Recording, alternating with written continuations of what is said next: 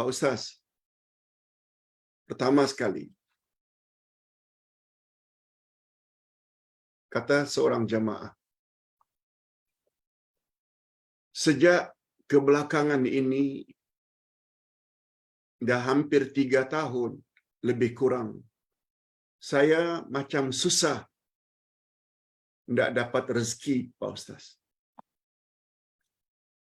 3 tahun ini maknanya lebih kurang pada masa pandemik. Rezeki kurang sangat, Pak Ustaz.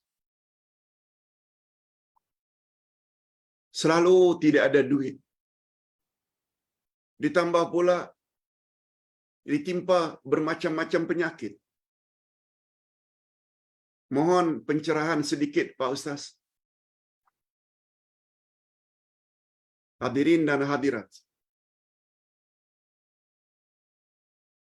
Pertama sekali, Ustaz ingin nasihatkan kepada yang bertanya, khasnya, dan kepada semua para pemirsa.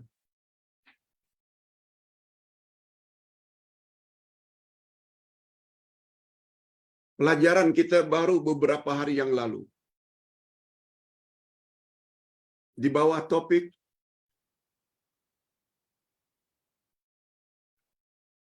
kaya dan miskin yang hakiki. Kaya dan miskin yang hakiki.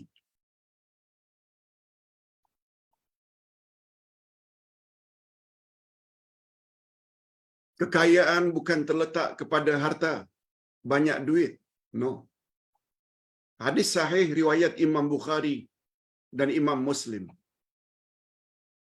Laisal ghina an kasratil arad, walakinnal ghina ghinan nafs.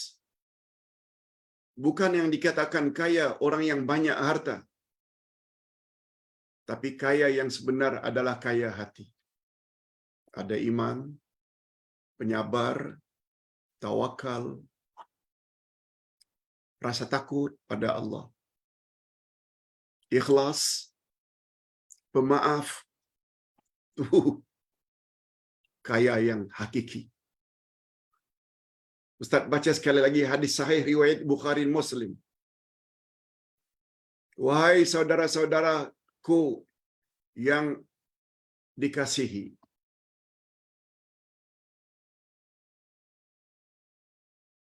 banyak duit, banyak harta, itu bukan kaya.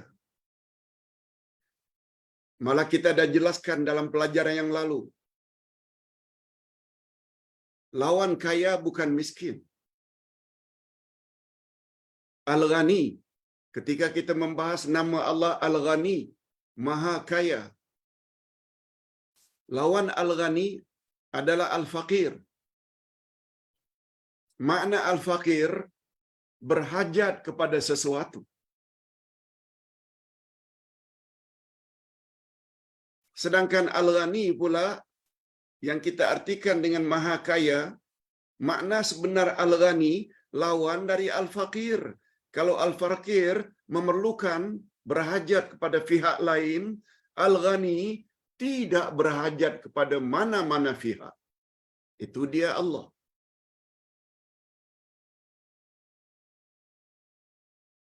Allah tidak berhajat kepada makhluk. Allah tidak berhajat kepada malaikat, kepada jin, kepada manusia, kepada binatang. Lam yalid wa lam yulad. Allah tidak beranak dan tidak diperanakkan. Maknanya, Allah tidak perlu isteri, Allah tak perlu anak, Allah tak perlu atuk nenek.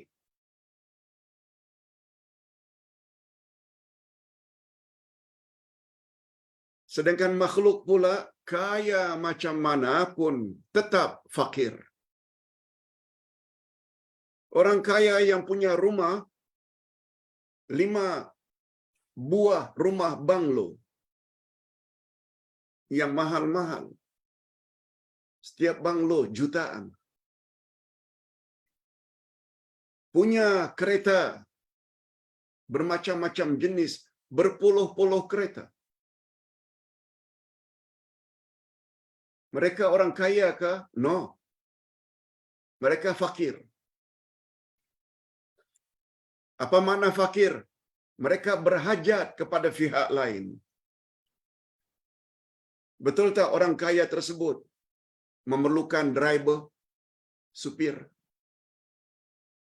Kadang-kadang sampai 3 untuk mengantarnya ke pejabat, untuk mengantar isteri untuk shopping, mengantar anak untuk sekolah. Driver saja 3 orang. Dia berhajat.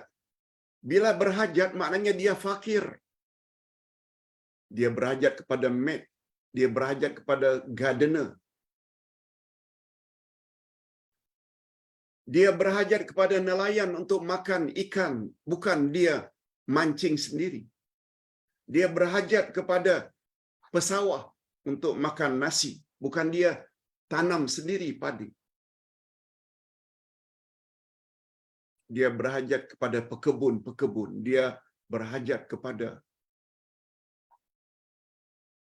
Betul tak? Orang makin kaya, makin berhajat kepada pihak lain. Malah berhajat kepada bodyguard. Takut mati. Lalu kita katakan dia kaya? No. Itu sebabnya kepada penanya, kalau kurang duit, terasa bimbang sangat. Ustaz tak nafikan, harta perlu untuk beli makan, pakaian, dan lain-lain. Ustaz tahu, Rasulullah sallallahu alaihi wasallam pernah menyebut, kadal faqru ayyakuna kufran. Hampir-hampir saja orang yang fakir itu menjadi kafir.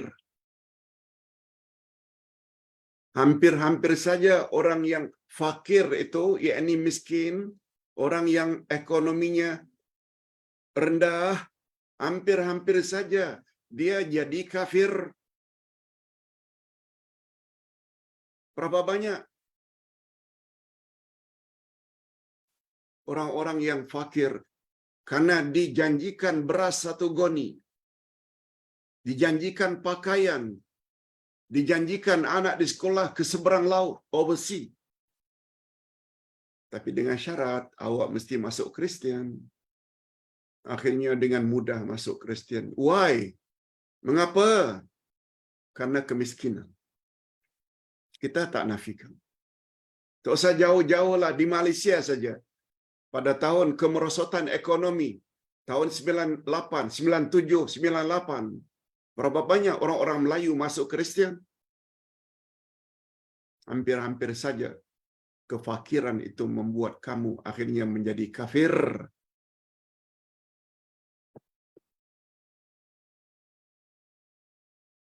Oleh sebab itu jangan terlalu bimbang. Begitu juga sakit. Pokoknya apa saja bentuk musibah.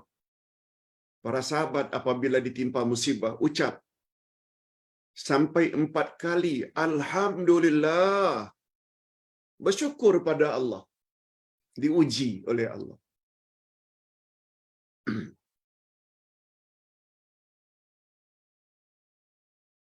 Mengapa 4 kali Alhamdulillah diucap ketika ditimpa musibah? Pertama, Rasul bersabda, Innallaha idza ahabba imra'an ibtala. Allah apabila sayang kepada seseorang, Allah akan uji orang itu. Maknanya, bila Allah uji kita dengan sakit, dengan kurang duit, itu tanda Allah sayang kita. Sebab ketika sakit, ketika miskin, betul tak? Kita akhirnya banyak ingat Allah. Itu maknanya Allah sayang kita. Berapa banyak orang-orang yang kaya raya lupa Tuhan.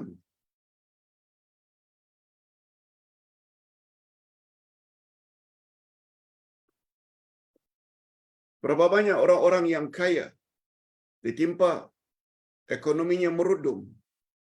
Terfikir, ya Allah, patutlah bisnesku merudum. Dah sekian bulan tidak kontak ibu. Sudah sekian bulan tidak ziarah mak. Betul tak dengan merudum itu baru ingat mak? Ya Allah, mengapa saya belum lagi haji, belum lagi umrah bila dah merudum? Itu maknanya tanda Allah sayang dia. Bukankah orang apabila tersandung baru menyebut, "Oh my God, ya Allah." Tapi bila senang, Allah forgot, Allah dilupakan. Oh my God, bila kita dapat ujian. Yang kedua, ucap Alhamdulillah. Karena sekian banyak dosa kita akan diampuni oleh Allah. Yang ketiga, kita berpeluang untuk sabar. Dan sabar pula ganjarannya unlimited. Dan yang terakhir, musibah sakit, musibah kurang duit, itu hanya musibah dunia, bukan musibah agama. Tak mendatangkan apa-apa dosa pun dengan sakit.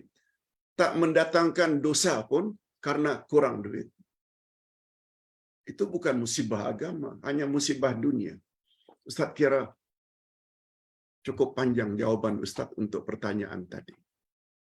Mudah-mudahan dapat dimanfaatkan. Tolong share jawaban ini. Ustaz minta kepada admin, tim, buat satu bahagian khas tanya jawab. InsyaAllah kita share. Supaya yang lain juga jangan sampai panik, menggelabah. Jangan. Itu tanda orang itu lemah iman. Orang beriman tidak. Dia senantiasa steady. Sebab apa? Apa sebab? Sebab dia tahu takdir Allah. Yang kedua, Pak Ustaz. Pak Ustaz, saya dijadualkan akan operation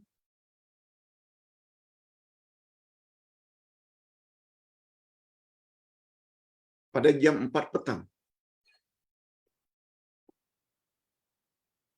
Ada jemaah tanya, tak perlulah Ustaz sebut siapa dan di mana. Operation akan dilakukan bermula jam 4. Jadi saya yakin karena waktu itu belum masuk asar.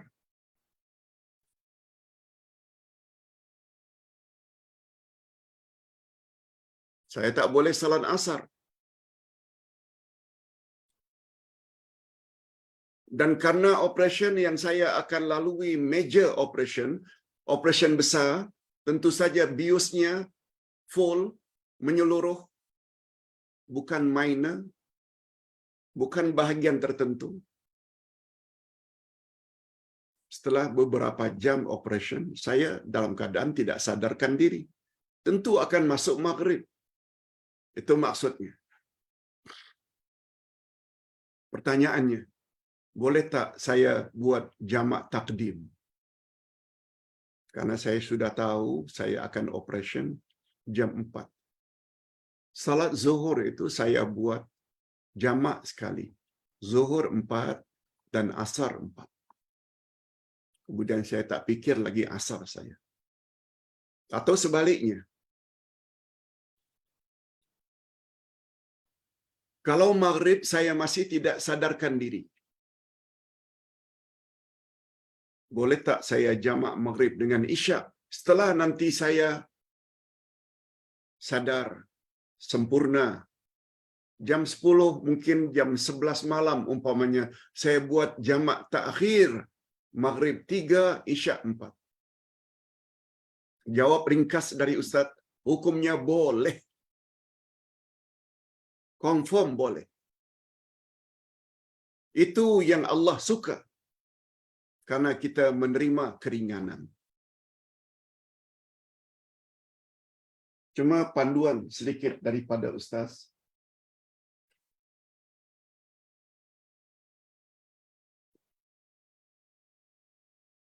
Panduan salat musafir. Banyak perkara salat jamak dan qasar Ustaz sebut di sini. Sila miliki buku ini. Kebolehan qasar penyebabnya satu saja, safar, traveling. Yang kita selalu sebut musafir. Tidak berdosa bagi orang yang mengadakan perjalanan untuk memendekkan atau mengkasarkan salat mereka. Yes. Kasar hanya untuk orang yang musafir. Adapun jamak pula, dia ada sebab-sebab bermacam-macam. Mungkin karena takut. Mungkin karena hujan. Mungkin karena safar. Dan mungkin karena hajat. Mungkin karena sakit. Seperti tadi, operation. Kita mengalami kesulitan untuk salat pada setiap waktu karena operasi tadi. Nah, kesulitan seperti itu membolehkan kita untuk jamak. Hadis sahih riwayat Imam Bukhari.